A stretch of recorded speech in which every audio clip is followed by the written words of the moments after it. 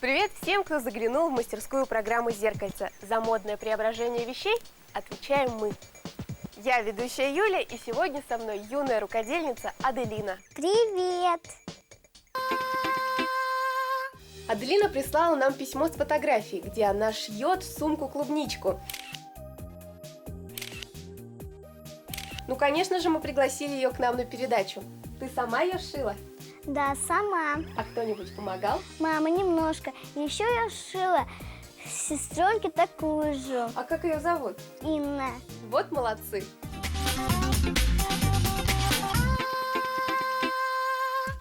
И сегодня мы опять в этом убедимся. Для этого, Аделин, возьмем старые джинсы. Выбирай, какие тебе нравятся больше.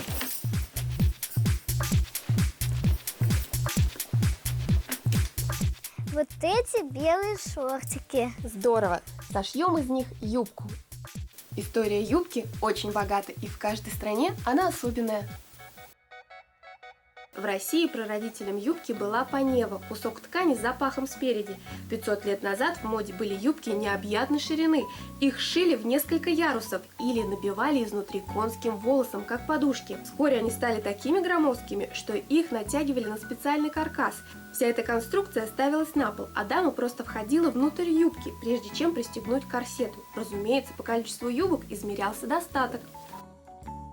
Например, каждая донская казачка должна была иметь в своем приданом 15-20 юбок. Ух ты! А у тебя их сколько? 7. И еще одна появится. Забавно, но слово «юбка» имеет одного прародителя с шубой. Оба этих названия произошли от арабского «джуба», что переводится «туника без рукавов».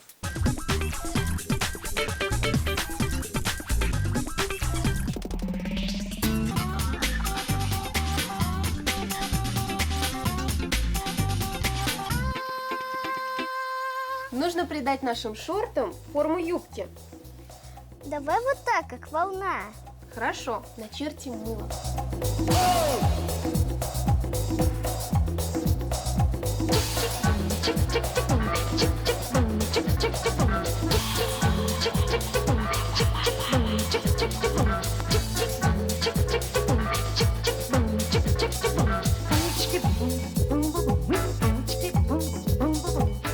Смотри, здесь карман. Давай его оставим. Давай.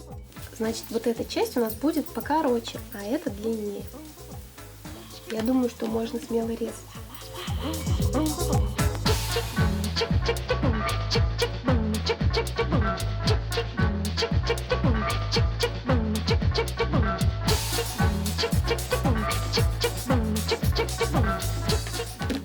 Вот что у нас получилось.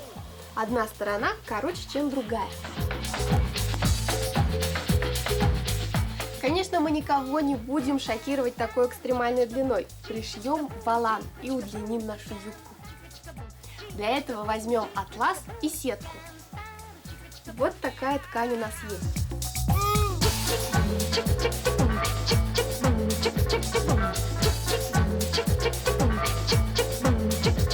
Отрежем от этого остатка ленту шириной 10-15 сантиметров. Сложим этот кусок пополам.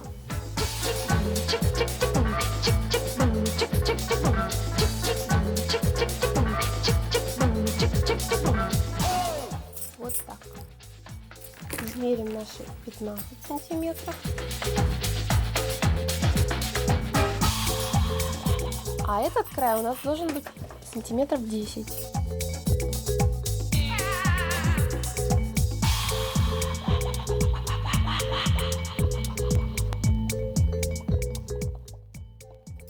Аделина, чтобы было удобно резать, давай пристегнем нашу ткань иголочками. Давай.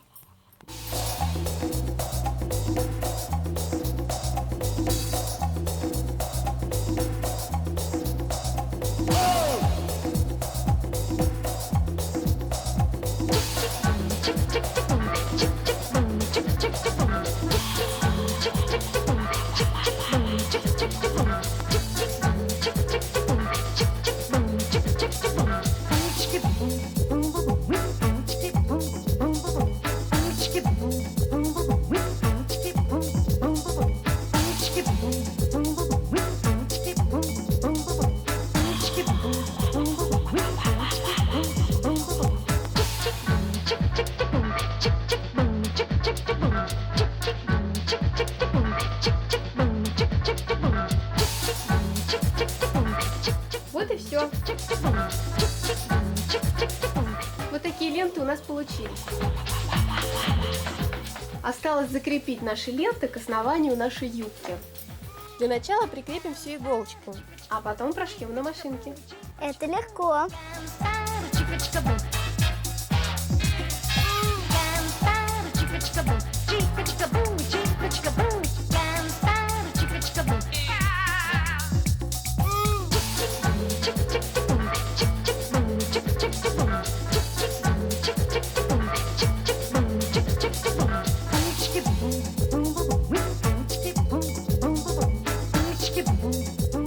И вот последняя иголочка.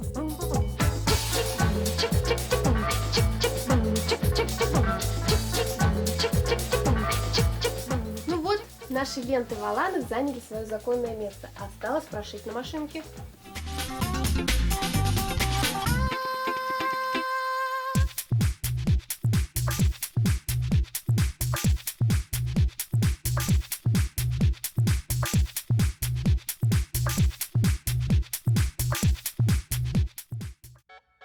Кстати, родиной швейной машины считают Америку. Там родился знаменитый механик Зингер.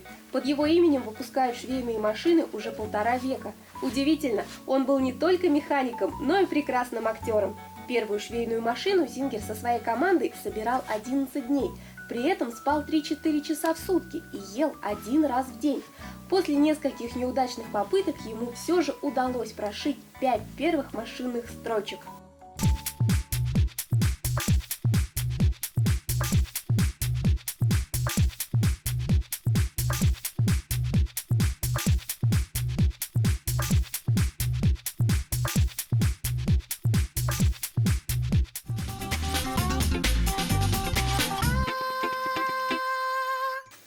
Вот, Аделин, наша юбка готова. Тебе понравилось? Да. Иногда вещи, которые выглядят замысловато, делаются очень просто. Стоит только попробовать. А лучше сделать самим. Пробуйте, фантазируйте. Увидимся в зеркальце. Пока!